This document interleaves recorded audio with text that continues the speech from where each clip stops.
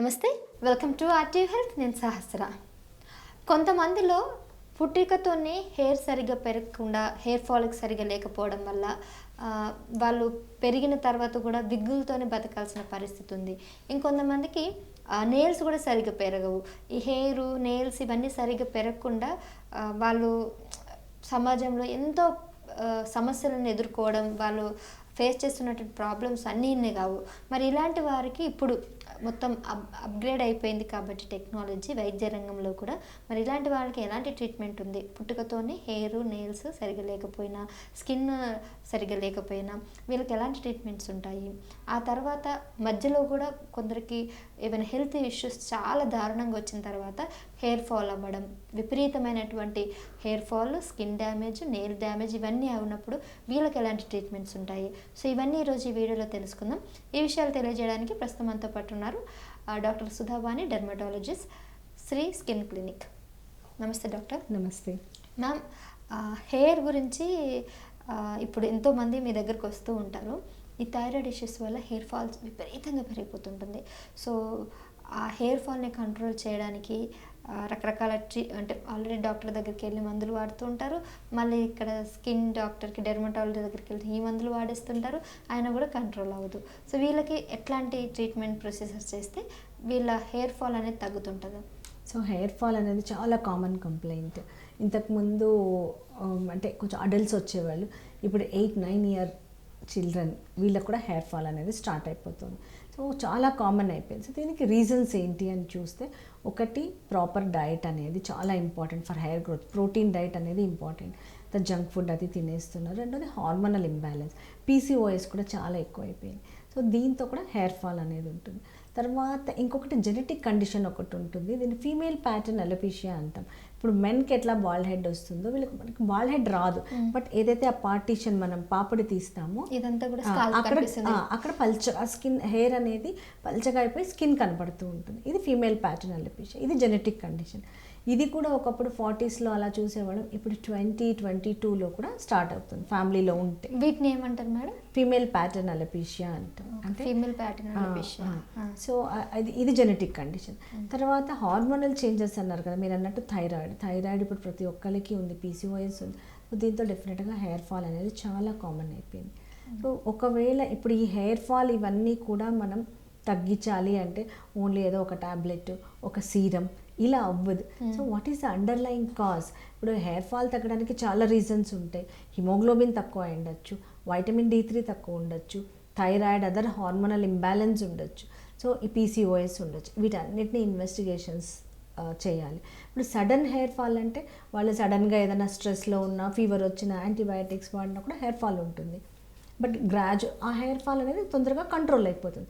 But కొంతమందిలో ఏమవుతుందంటే ఈ హెయిర్ ఫాల్ అనేది అక్కడితో ఆగకుండా అది కంటిన్యూ అవుతుంది. దీన్ని క్రానిక్ టీలోజన్ ఎఫ్లూవియం అంటాం. ఈ క్రానిక్ టీలోజన్ ఎఫ్లూవియం అంటే సింపుల్ హెయిర్ ఫాలే బట్ కంటిన్యూస్గా ఉంటుంది. అప్పుడు డెఫినెట్గా వాళ్ళు డెర్మటాలజిస్ట్ని కన్సల్ట్ అవ్వాలి. దానికి రీజన్స్ అనేవి చూసుకోవాలి, వై అనేది చూసి ఇన్వెస్టిగేషన్స్ అన్నీ చేయించుకున్న తర్వాత దీనికి ట్రీట్మెంట్ ఆప్షన్స్ ఉంటాయి. సో సీరమ్స్, మినాక్సిడిల్ సీరం అనేది, లేదా కొన్ని బయోటిన్ అని కాదు, బయోటిన్ అనే చెప్తాను, కొన్ని అంటే మైక్రో న్యూట్రియంట్స్ ఇలా ఉన్న ట్యాబ్లెట్స్, వైటమిన్ ట్యాబ్లెట్స్ తీసుకోవాలి. అప్పటికి రెస్పాన్స్ లేదనుకోమ్మా, other adjuvant treatments. So adjuvant treatments అంటే దీంతో పాటు అదర్ ట్రీట్మెంట్స్ చేస్తాం, like PRP, GFC, growth factor concentrate. ఇంకా ఇప్పుడు అడ్వాన్స్డ్ ఏమొచ్చిందంటే ఎగ్జోజోమ్స్ వచ్చేసాయి. సో ఈ ఎగ్జోజోమ్స్ కూడా చాలా బాగా రెస్పాన్స్ ఉంది. ఇలా డిఫరెంట్గా ఎవరికి ఏది అవసరమో అనే దాన్ని బట్టి. ఇంకా ఫైనల్గా ఇంకా హెయిర్ అసలు రావట్లేదు, ఇప్పుడు ఫీమేల్ ప్యాటర్న్ అలోపేషియా అనుకున్నాం, అది మెన్లో అయితే మేల్ ప్యాటర్న్ అలోపేషియా, దాన్నే బాల్ హెడ్ అంటాం కదా. వీళ్ళకి ఇంకా హెయిర్ రాదు, ఇన్ని ట్రీట్మెంట్స్ ట్రై చేసాము అన్నప్పుడు ఫైనల్గా హెయిర్ ట్రాన్స్ప్లాంట్. సో హెయిర్ ట్రాన్స్ప్లాంట్కి వెళ్ళిపోవచ్చు. ఇట్లా రకరకాల స్టెప్ వైజ్ ఉంటుంది. రైట్. అయితే ఇప్పుడు మీరు అన్నట్టు వీళ్ళందరికీ మధ్యలో వచ్చిన ప్రాబ్లం వల్ల, హెల్త్ ఇష్యూస్ వల్ల ఇలా అయినప్పుడు ట్రీట్మెంట్ తీస్తారు. కొంతమందికి పుట్టుకతోనే హెయిర్ సరిగ్గా గ్రోత్ ఉండదు, నెయిల్ సరిగ్గా గ్రోత్ ఉండదు. మరి వీళ్ళకి ఎలాంటి ప్రొసీజర్స్ ఉంటాయి? వీళ్ళని ఎలా ట్రీట్ చేయాలి? అంటే మీరంటే చిన్నప్పటి నుంచి అస్సలు హెయిర్ మనకి హెయిర్ ఫాలికల్స్ అనేవి మనం పుట్టినప్పుడు అవి fixed. Okay 1 lakh hair follicles ఉంటాయి రఫ్గా మన స్కాల్ప్ మీద, అవి ఫిక్స్డ్ ఉంటాయి, మనం అంతకంటే పెంచలేం. ఓకే, సో మనం ఏం చేస్తున్నాము అంటే ఏదైతే ఆ హెయిర్ ఫాలికల్స్ నుంచి హెయిర్ పోయిందో దాన్ని మళ్ళీ మనం రీగ్రోత్ లేదా స్టిమ్యులేట్ చేస్తున్నాం. అసలు చిన్నప్పటి నుంచి హెయిర్ ఫాలికల్సే లేవు, వాళ్ళకి జుట్టు లేదు అంటే అది జెనెటిక్ కండిషన్ అయి ఉండొచ్చు. సో చాలా జీనోడెర్మటోసిస్ అంటాం, వాళ్ళకి కొంతమందికి హెయిర్ ఉండదు, నెయిల్స్ ఉండవు, తర్వాత స్కిన్ మీద కూడా చిన్న చిన్న చిన్ని ప్యాప్యూల్స్ లాగా ఉంటాయి. సో దీనిలో కూడా different types of genetic disorders ఉన్నాయి, చాలా క్లాసిఫికేషన్స్ ఉన్నాయి. సో ఒక్కొక్క రకంగా ఒక్కొక్క రకంగా ప్రజెంట్ అవుతుంది. ఈ జెనెటిక్ డిజార్డర్స్ని మనం జీన్ టెస్టింగ్ ద్వారా కనుక్కోవచ్చు. ఇప్పుడు కొన్ని డిసీజెస్ అయితే ఈవెన్ ఆమ్నియాటిక్ ఫ్లూయిడ్ అంటే గర్భంలో ఉన్నప్పుడే ఐడెంటిఫై చేసుకోవచ్చు. ఎందుకంటే ఒక్కసారి ఈ జెనెటిక్ డిజార్డర్స్ అని వచ్చాక ట్రీట్మెంట్ అనేది చాలా కష్టం. ఓకే, సో వాళ్ళకు ఓన్లీ మనం ఏం చేయగలము, ఏదైనా సపోర్టివ్ ట్రీట్మెంట్ మాత్రమే ఇవ్వగలము. ఇప్పుడు నెయిల్స్ లేవు అంటే నెయిల్స్ ప్రొటెక్ట్ చేసుకోవడం, ఆ నెయిల్ డ్యామేజ్ అవ్వకుండా, ఫింగర్ డ్యామేజ్ అవ్వకుండా చేయడం, ఇంతవరకే చేయగలం. కానీ అస్సలు వాళ్ళకి బై బర్త్ ఏమీ లేదు, హెయిర్ ఒక్కటి కూడా లేదు అంటే వాళ్ళకి చాలా కష్టం. మనం అంటే మెడికేషన్ ద్వారా హెయిర్ రావడం అనేది నాట్ పాసిబుల్. సో వాళ్ళు ఎలా వెళ్ళిపోవాలి, వాళ్ళు విగ్ పెట్టుకోవడము, ఇంకా ఆప్షన్ అదే ఉంటుంది. లేదా హెయిర్ ట్రాన్స్ప్లాంట్ కూడా డిపెండింగ్ అపాన్ ది స్కిన్, అది స్కారింగ్ ఉందంటే పెద్ద రెస్పాన్స్ ఉండదు. సో విగ్ అట్లా హెయిర్ ఫాలికల్స్ లేకపోతే హెయిర్ ట్రాన్స్ప్లాంట్ కూడా కష్టం అవుతుందా?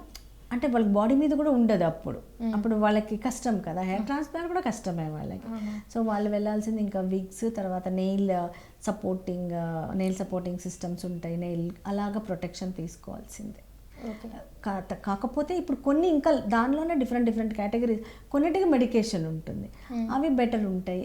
అది ఏది అనేది మనం ఒకసారి చూసి కానీ డిసైడ్ చేయలేము. ఇదంతా కూడా ఈ కాల్షియం డెఫిషియన్సీ వల్లనేనా ఈ నెయిల్ సరిగ్గా గ్రో? కాల్షియం కాదు, అదంతా జెనెటిక్, ఎక్టోడర్మల్. ఇప్పుడు ఆ జెనెటిక్ దీనిలో ఏమవుతుందంటే స్కిన్, హెయిర్, ఎక్టోడర్మల్ డిస్ప్లేషియా అంటాం. సో వీటి ద్వారా అంటే అక్కడ ఆ గ్రోత్లోనే మీకు నెయిల్స్ సరిగా ఫామ్ అవ్వవు, తర్వాత స్కిన్ సరిగా ఉండదు అండ్ హెయిర్ ఉండదు. సో దానివల్ల ఇట్లాంటి ప్రాబ్లమ్స్ వస్తాయి. Right madam. సో ఈ పుట్టుక వాళ్ళతోనైతే మీరు ఇది చెప్పారు, మధ్యలో వాళ్ళకి కూడా చెప్పారు. ఇప్పుడు ఇంకా వయసు పైబడిన వాళ్ళకి కూడా ఈ మధ్యన అందం మీద బాగా పెరిగిపోతుంది కాబట్టి వీళ్ళకి ఎలాంటివి చేయొచ్చు అంటారా? హెయిర్ ట్రాన్స్ప్లాంట్ కానీ లేకపోతే చేసుకోవచ్చు. వయసుతో సంబంధం లేదా? అంటే మరీ ఇంకా 70 అబోవ్ అంటే అవసరం లేదు, ప్లస్ రిస్క్ ఉంటుంది కదా వాళ్ళకి, అవసరం లేదు కదా. సో 45, 60, 65 ఈజీగా చేసుకోవచ్చు. అంటే ఇప్పుడు లైఫ్ స్పాన్ పెరిగింది. సో ఇప్పుడు after 70 only we are considering them as old. So 70 వరకు మిడిల్ ఏజ్ కిందనే చూస్తున్నారు వెస్ట్రన్ కంట్రీస్లో. సో 70 అంటే మిడిల్ ఏజ్. సో ప్రొసీజర్స్ కానివ్వండి, ట్రీట్మెంట్స్ కానివ్వండి తీసుకోవచ్చు. సో ఇప్పుడు ఈవెన్ 65 year old వాళ్ళు వస్తున్నారు, స్కిన్ టైటనింగ్ కావాలి, మా స్కిన్ సాగి అయిపోయింది, తర్వాత హెయిర్ కూడా బాగా పెరగాలి అని అడుగుతూ ఉంటారు. సో ఇదంతా కూడా వాళ్ళు అందంగా కనపడాలి అనే దానికన్నా కూడా వాళ్ళకి కాన్ఫిడెన్స్ వస్తుంది and they feel happy. Right. So ఏదో అందంగా కనిపించాలి, యంగ్గా కనిపించాలి అనేది కాదు. సో సడన్గా ఓల్డ్ అయిపోకుండా, సడన్గా చేంజెస్ వచ్చేస్తాయి కొంతమందిలో. సో వాళ్ళు చాలా స్ట్రెస్లోకి వెళ్ళిపోతారు, చాలా డిప్రెస్డ్ అయిపోతారు.